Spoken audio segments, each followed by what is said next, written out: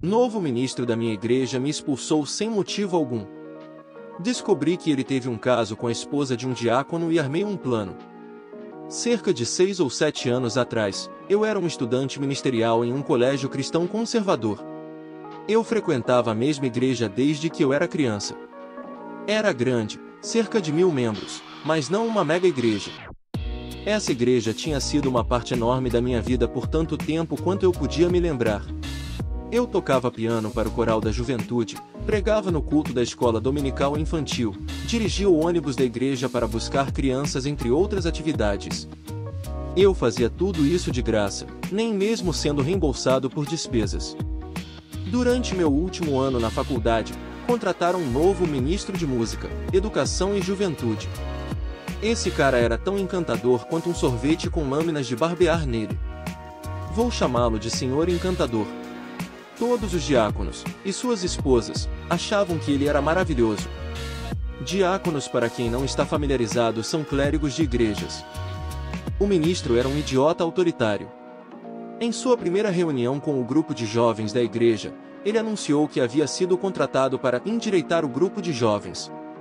Um de seus ditados favoritos era: quando eu digo para meus discípulos pularem, as únicas perguntas que eles podem fazer são quão alto e quão longe. Os adultos o adoravam e os jovens o odiavam.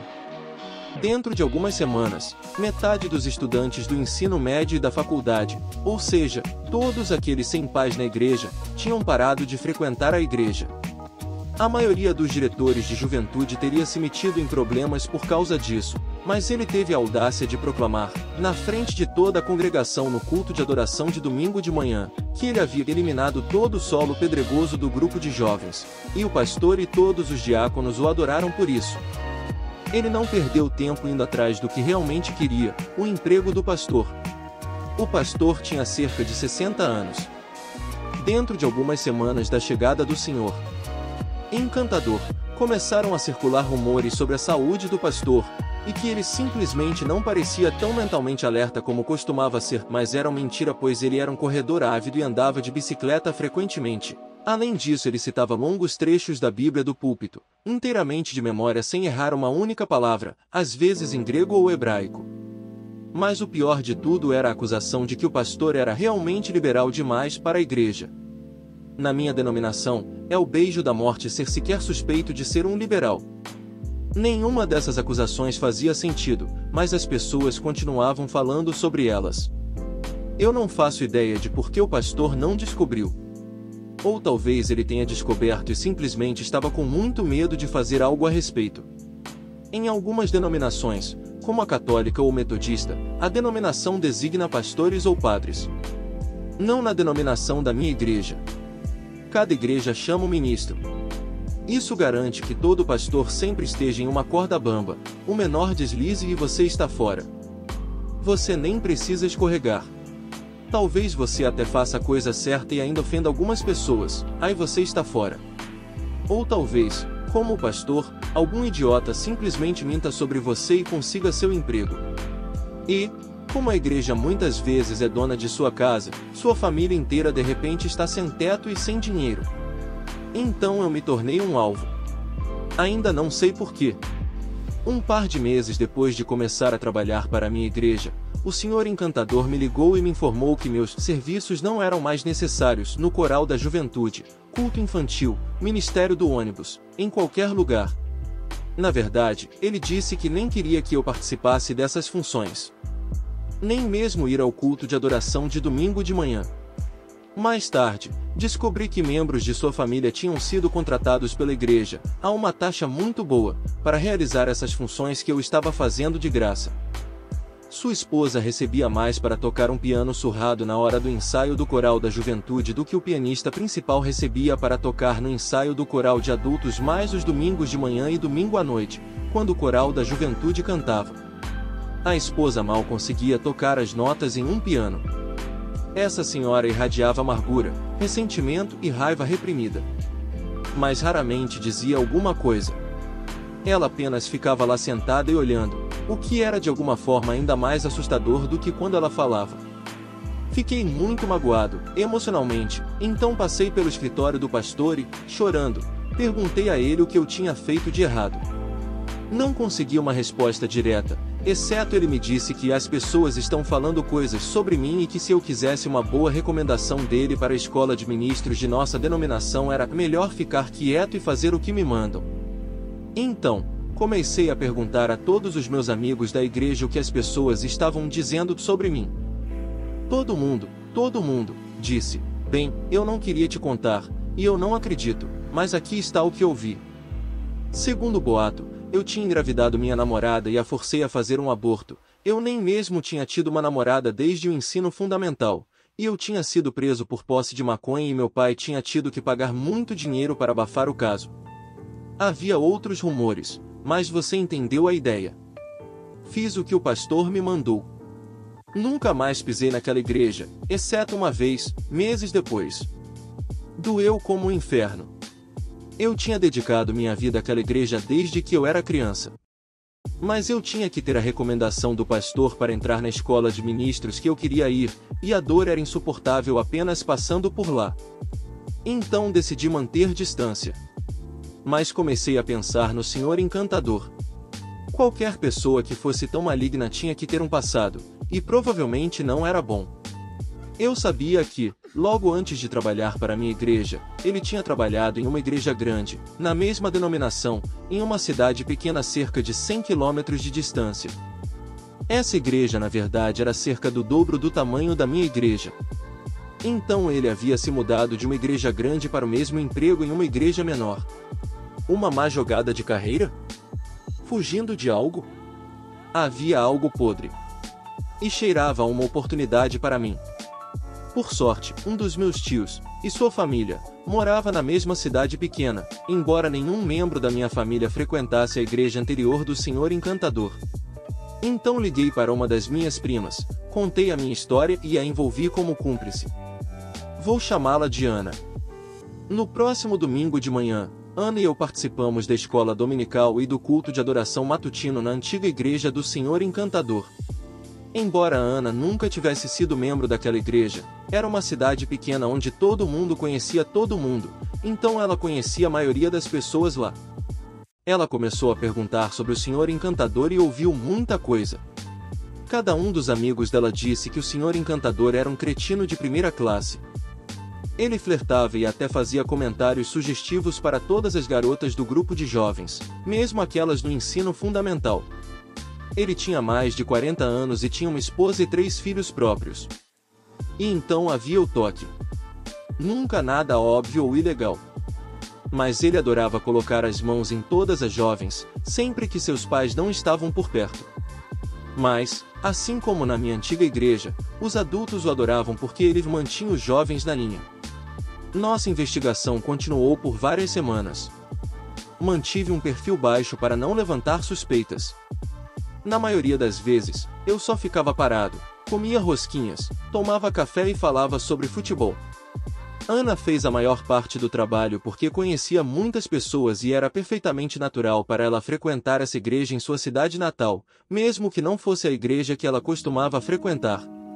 Depois que a igreja terminava, íamos para a casa dela, almoçávamos um delicioso almoço de domingo preparado pela minha tia e depois anotávamos tudo o que havíamos aprendido. Naquela época, toda a família de Ana estava envolvida em minha investigação. Eles estavam tão zangados quanto eu com a maneira como eu tinha sido tratado, e nosso relatório semanal era um assunto de conversa interessante durante o almoço. Dentro de algumas semanas, eu tinha certeza de que tudo o que eu tinha que fazer era levar algumas dessas jovens, e seus pais, amigos do meu tio e tia, até a minha antiga igreja, deixá-las contar suas histórias aos pais de algumas meninas do grupo de jovens, e o Senhor Encantador se tornaria o Senhor Desempregado. Mas ficou cada vez melhor, então Ana e eu continuamos cavando. E eu realmente queria manter um perfil baixo, se pudesse, porque não queria irritar o pastor mais do que já tinha. Ele conhecia muitas pessoas na denominação, e ele poderia facilmente arruinar minha carreira ministerial antes mesmo de começar. Finalmente, após cerca de um mês, Ana me puxou pela manga e disse: "Você precisa ouvir isso." Ela me apresentou a um cara muito bem vestido, muito grande, talvez com 30 a 35 anos. Vou chamá-lo de Fred. Nos afastamos para uma sala da escola dominical onde não seríamos ouvidos. Acontece que o Sr. Encantador tinha tido um caso de vários anos com a esposa de Fred. Fred manteve a calma quando descobriu, conversou com um advogado e passou meses reunindo evidências. Mensagens de texto, mensagens de voz, e-mails, até mesmo fotos e vídeos com a esposa de Fred e o Sr. Encantador neles.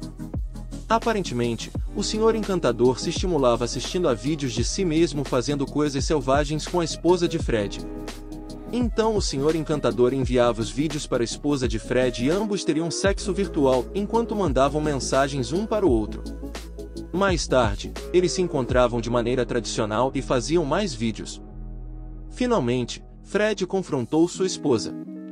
Ela negou tudo, mas as evidências eram demais. Fred disse a ela que queria o divórcio, a custódia total das crianças, a casa deles, seu dinheiro de aposentadoria, seu negócio, seus anéis de noivado e casamento, tudo, até mesmo o cachorro. Ela contratou um advogado. Seu advogado disse que se o juiz visse os vídeos, ela teria sorte se acabasse em um abrigo para desabrigados com todas as suas posses mundanas debaixo de sua cama em um saco de lixo. Então Fred voltou sua atenção para o Sr. Encantador. Fred ainda amava sinceramente sua esposa, e estava convencido de que o Sr. Encantador tinha arruinado deliberadamente seu casamento. Levar o Sr. Encantador ao tribunal, processá-lo por perda de consórcio e de outra forma torná-lo legalmente miserável levaria muito tempo. Muitas pessoas por aqui preferem uma abordagem mais direta. Nos condados rurais, a polícia e qualquer júri de seus pares provavelmente incluirão pessoas que o conhecem desde o jardim de infância. Então, se você tiver bons motivos para suas ações e não for muito estúpido sobre isso, há coisas que você pode fazer. Fred marcou uma consulta com o Sr. Encantador em seu escritório na igreja, que não suspeitava de nada porque Fred era um diácono e seus filhos estavam no grupo de jovens da igreja. Lembra que eu disse que Fred era grande? Com mais de 2 metros de altura, pelo menos 136 quilos, e se tivesse uma polegada de gordura nele, escondeu bem. Parecia que ele poderia arrancar uma árvore de carvalho de 30 metros pelas raízes sem suar. Fred me disse que trouxe vários amigos consigo, e, é claro, os vídeos. Um amigo bloqueou a porta. Outro desligou o telefone. Um terceiro ficou atrás do Sr. Encantador e encorajou ele a ficar sentado em sua cadeira. Fred fez o Sr. Encantador assistir cerca de 10 minutos de um dos vídeos. Então calmamente disse: "Vou ficar aqui a assistir você empacotar suas coisas, então você vai sair deste prédio e nunca mais mostrar sua merda de cara nesta cidade novamente. Ou nós voltaremos." O Sr. Encantador fez o que lhe foi mandado. Um mês depois, ele tinha um novo emprego em outra igreja, minha antiga igreja, e começou a arruinar mais um conjunto de vidas, incluindo a minha. Fred realmente não sabia para onde o Sr. Encantador tinha ido. Ele tinha sido levado a acreditar que o Sr. Encantador tinha se mudado para fora do estado. Ele ficou surpreso, gratificado e irritado ao descobrir que este vagabundo estava apenas a 100 quilômetros de distância de sua esposa. Isso tudo havia acontecido apenas alguns meses antes. Fred ainda estava profundamente apaixonado por sua esposa. Eles estavam fazendo terapia e ele esperava que pudessem salvar seu casamento. Mas seu ódio pelo Sr. Encantador ainda estava fermentando, e tinha sido reacendido pelo meu conto de que o Sr. Encantador estava morando e trabalhando a menos de 1 hora de distância de sua esposa. Como o Monte St. Helens alguns minutos antes da explosão. Ele apresentava uma face de raiva contida que me assustava, e eu nem sequer era o alvo de sua ira. No dia seguinte, segunda-feira, voltei lá e lhe dei uma cópia do diretório da minha antiga igreja. Tinha endereços residenciais, números de telefone e endereços de e-mail de praticamente todos os membros da igreja. Mostrei as páginas que listavam todos os diáconos e outros líderes da igreja. E marquei alguns dos principais doadores financeiros da igreja. Expliquei minha situação com o pastor e pedi para que meu nome não fosse mencionado. Sem problemas, ele disse. No próximo domingo, não resisti em visitar minha antiga igreja para ver como as coisas estavam indo. O Sr. Encantador não estava em lugar nenhum, nem foi dada qualquer explicação sobre o que havia acontecido com ele. Uma coisa estranha, porém, o pastor parecia estar cagado de medo. Sua voz, geralmente ressonante, alta, tremia durante todo o sermão. Entrei bem antes do início do serviço e fiz questão de sentar na primeira fileira, no banco central. A expressão em seu rosto quando me viu valeu todo o meu problema. Eu não sabia na época, mas Fred tinha começado a trabalhar imediatamente e feito um trabalho muito minucioso. Toda a igreja tinha recebido múltiplos e-mails anônimos com fotos e vídeos do Senhor Encantador e da esposa de Fred em várias situações comprometedoras. Diáconos e principais doadores receberam e-mails além de pacotes de correio expresso apenas para garantia. O Senhor Encantador e o pastor foram deixados de fora. Eles não sabiam de nada até que as ligações começaram a inundar. Depois do serviço de adoração, não demorou muito para meus amigos da igreja entenderem por que eu estava lá. Foi muito gratificante. Eu era meio que um herói, embora eu continuasse jurando que não tinha ideia do que eles estavam falando. As coisas continuaram explodindo na minha antiga igreja por meses depois. Tanto o pastor de nossa igreja quanto o pastor da antiga igreja do Senhor Encantador quase perderam seus empregos, porque mentiram para o comitê de diáconos da minha antiga igreja, que havia recomendado a contratação do Senhor Encantador, sobre por que o Senhor Encantador havia deixado seu antigo emprego. Mas de alguma forma eles conseguiram permanecer nos púlpitos de suas igrejas, embora muitos membros da igreja tenham saído da minha antiga igreja, o que causou alguns problemas financeiros. Houve conversas sobre ações legais por enviar pornografia não solicitada para senhoras idosas e outras pessoas na igreja. Mas ninguém conseguiu provar que Fred fez isso. Acho que eles não tentaram muito. Afinal, a esposa dele estava nos vídeos e fotos. Ambas as igrejas realmente não queriam que isso se tornasse um caso judicial, por causa dos casos do Senhor Encantador, e o fato de que ele passou anos se envolvendo com a esposa de um diácono enquanto tinha acesso ilimitado e não supervisionado a dezenas de jovens da igreja. Então isso se tornaria um assunto de registro público. Então abafaram o caso. Nunca mais vi o pastor. Eu havia perdido todo o amor, confiança e respeito que tinha por ele, e eu tinha certeza de que ele havia percebido que eu estava de alguma forma conectado ao fiasco todo. Então, minhas chances de ter uma carreira de pregador na minha denominação eram precisamente zero. Naquela época, ser pastor, como pastor de nossa igreja, era a última coisa que eu queria de qualquer maneira. Retirei minha inscrição na escola de ministros, e eventualmente, completei um doutorado em arqueologia em uma escola de pós-graduação diferente, formando com honras, em uma grande e amplamente respeitada universidade estadual. Tenho ensinado em uma grande universidade pública no meio-oeste dos Estados Unidos, com trabalhos de verão em escavações arqueológicas na Europa e estou muito feliz. Eu não tinha ideia do que aconteceu com o Senhor Encantador depois que ele deixou minha antiga igreja. Mas não importava porque eu tinha seguido em frente para uma nova, mais feliz, mais significativa e mais iluminada vida. Um último evento, muito gratificante. Tudo isso aconteceu há 6 ou 7 anos, como comentei no início do conto. Avance rapidamente até março passado. Fui buscar um amigo em uma grande estação rodoviária urbana no centro dos Estados Unidos. Todo mundo odeia esse lugar. Não só é lotado, é mal mantido e sujo. Cheira a lixo estragado misturado com exaustão de diesel e banheiros públicos raramente limpos. O ônibus do meu amigo estava atrasado. Passei pela banca de jornal para pegar um refrigerante e uma barra de chocolate. Quem você acha que estava reabastecendo as prateleiras? O Senhor Encantador. Eu apenas me sentei em frente à banca de jornal e aproveitei minha bebida e lanche. Ele me reconheceu, depois virou-se. Eu apenas fiquei lá observando ele, reabastecendo as prateleiras cheias de revistas pornôs. A vingança é um banquete que se saboreia melhor frio. O que acharam dessa história? Deixe sua opinião nos comentários. Não esqueça de deixar o like, se inscrever no canal e ativar o sininho para acompanhar mais vídeos como esse. Até logo!